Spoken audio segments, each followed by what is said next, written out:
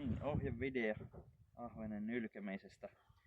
Tällä kertaa on tämmönen moran mittainen ahven käsittelyssä. Ensin tuosta selkäevän etureunan ja silmien välistä tehdään avausviilto niin, että ranka napsahtaa poikki.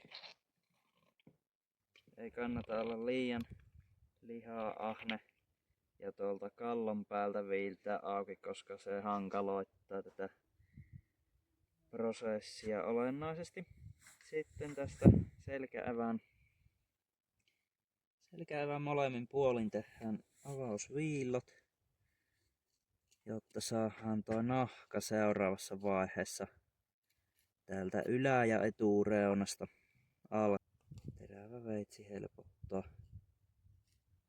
asiaa ja mikään pitkäteräinen fileointiveitsi ei ole optimi. Optimi on terävä puukko tai jopa terävä juuresveitsi.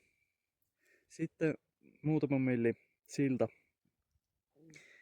ensimmäisten viiltojen väliltä poikki ja tästä nahkan etu-yläkulmasta kiinni, terää sinne väliin ja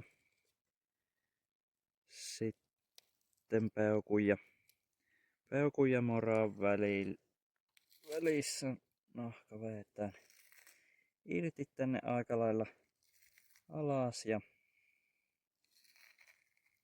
tänne takaevien tiennoille asti. Tälle puolen sama homma. Tässä jos liian edestä tekee tuon aloitusviillon, niin tämä vaihe on hankala.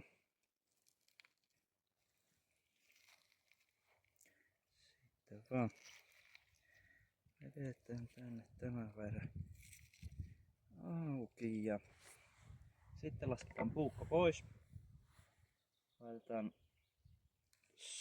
sormet tänne fileitten ympärille ja täältä kaapataan pää ja kaikki sisälmykset mukaan ja vedetään nahkan kanssa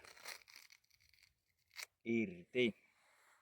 Sitten ne tonne värtöastiaan ja eväät vastakarvaan vetäen irti.